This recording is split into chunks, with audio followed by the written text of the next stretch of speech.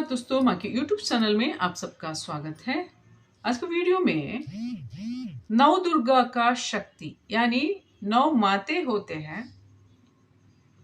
प्रथम शैलपुत्रीति, द्वितीय ब्रह्मचारिणी, तृतीय चंद्रघंटेति, कुष्मांडेति, चतुर्थकम पंचमं स्कंदमातेति, षष्ठम कात्यायनी च, सप्तमं कालराजा च, महागौरी च, अष्टमं नवमं सिद्धिराजिता, नवदुर्गा प्रकीर्तितः। यानी नव दुर्गा माते जो होते हैं उनकी शक्ति किस साधक को मिलती है, किस भक्त को मिलता है, जो स्त्री हो या पुरुष हो, किन्हें ये शक्ति मिलती है, इसके बारे में इस वीडियो में जानते हैं।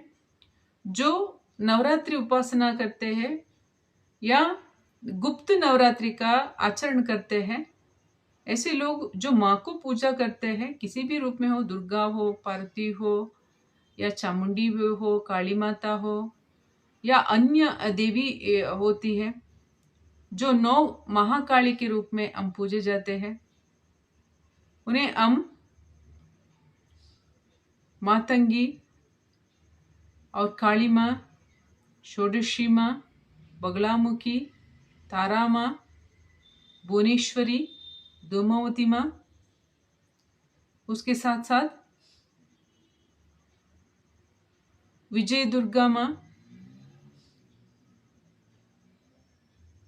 जो और 2 देवियां हैं, कमला देवी, मातंगी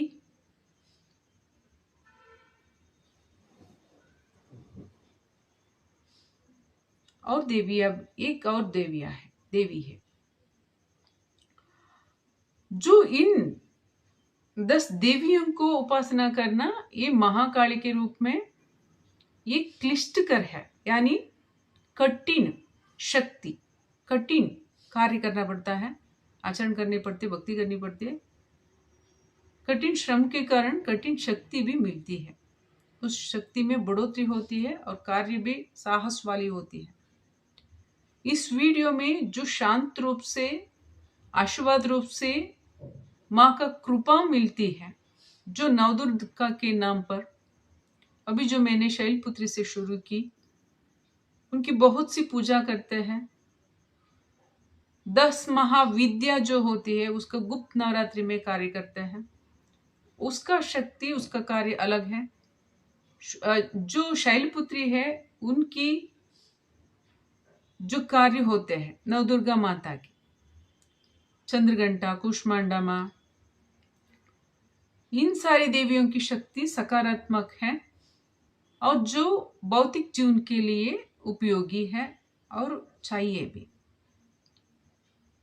जो गुप्त नवरात्र में उपासन करते हैं, वहां की शक्ति अलग है, बड़े बड़े कार्य करने के लिए होती है। जो इन सात्विक सकारात्मक जो भौतिक जीवन में उपयोगी होने वाला जो ये शक्ति है नवदुर्गा की, नव माता की, वो शक्ति किन भक्तों को मिलती है, इसके बारे में आज वीडियो में जानते हैं। अगर आपको वीडियो पसंद आती है तो लाइक कीजिए, शेयर कीजिए, आपके अभिप्राय जो होती है उसे कमेंट कीजिए और चैनल को सब्सक्राइब कीजिए। अगर भगवान को आप मानते हैं तो भगवान के रिलेटेड वीडियोस आते हैं तो सब्सक्राइब करके बेल बटन भी दबाइए, इससे आने वाली वीडियो भी जैसे अपलोड मैं करूंगी तब आपको जल्दी से मिल जाएगी, तो आप देख सकते हैं। अगर आपकी कोई समस्या है 6364205078 इस नंबर पर कॉल करके कंसल्टेशन लेके बात कर सकते हैं। जातक परिशीलन, हस्त परिशीलन, यंत्र रचना भी आप करवा सकते हैं। उसके साथ साथ 2 तरह का दुनी है, ये एक वामचार समस्या दूर करने के लिए और आर्थिक समस्या जो होती है, जो पैसे की कंगी या पैसों की समस्या, जो तंत्र मंत्र से बाधा है, उसे दूर करने के लिए लक्ष्मी कृपा प्राप्ति दुनी भी मिलती है।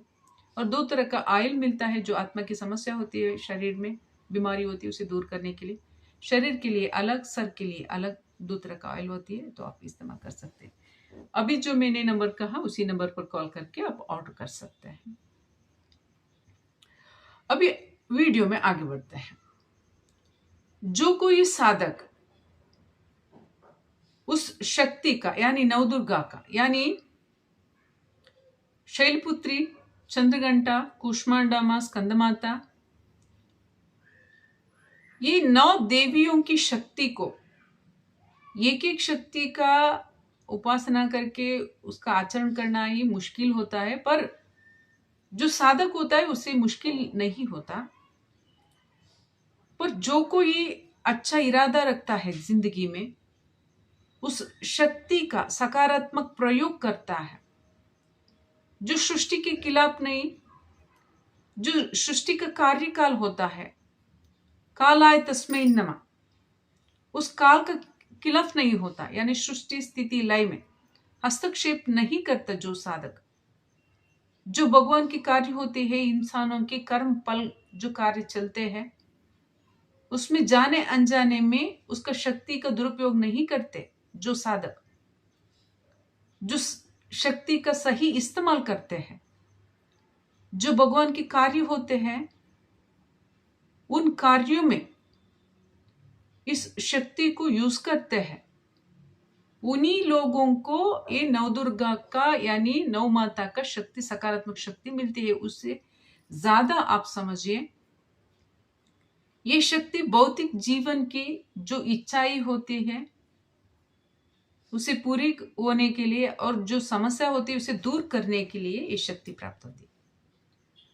जो दशमहा काली का विद्या जो होती है, जो आप गुप्त नवरात्रि में साधना करते हैं, इन शक्तियों को संभालना इतना आसान नहीं है। एक एक शक्ति का संभालना आसान नहीं होता, पर अगर नौ दुर्गा का यानी दशमा काली का अगर आपकी कोई शक्ति आपको मिली है, तो आप कोई कम या कम आंकने वाला इंसान आप है नहीं,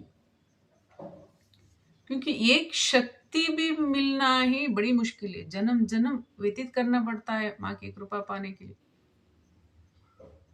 एक देवी का आराधन करके उनका आश्रय, उनका प्यार, उनका दुलार,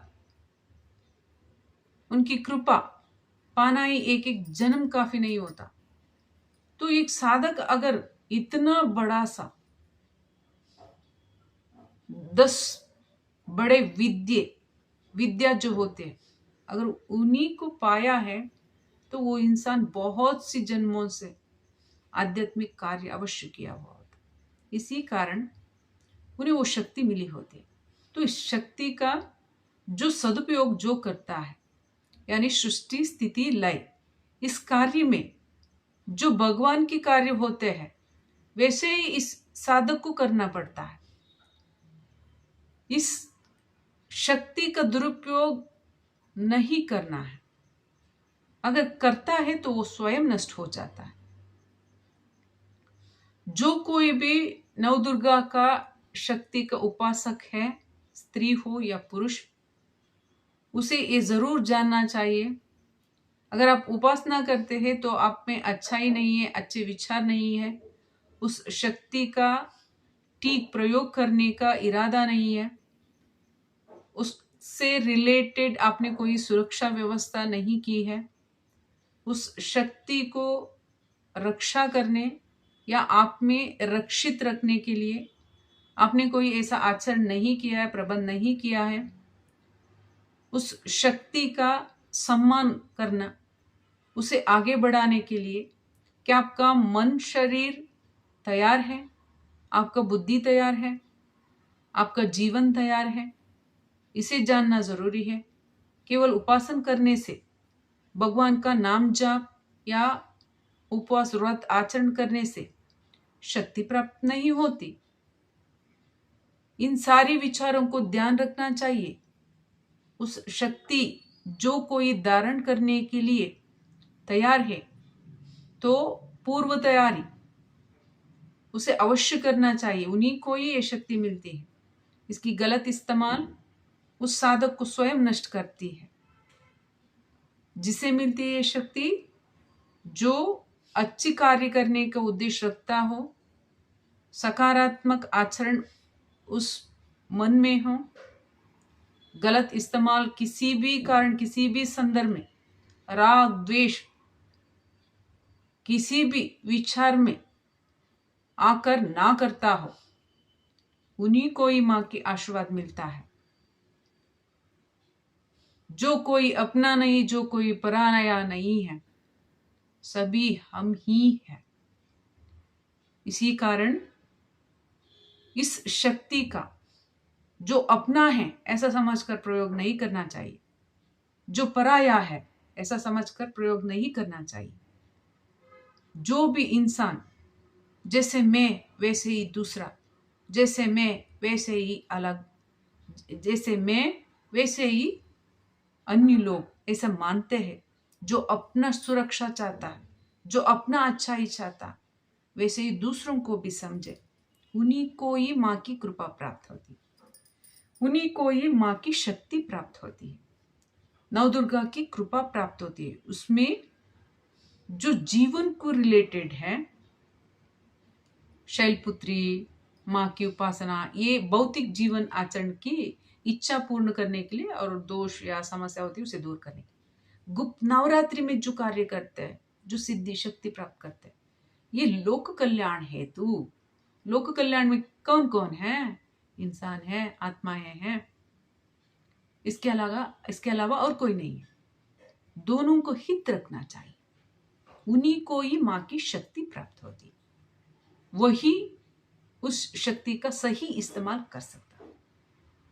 भगवान का उपासना और मंत्र जाप इसी सही इस्तेमाल करने की जिस किसी की आत्मा में शक्ति होती है, उन्हीं को ही माँ की शक्ति मिलती है।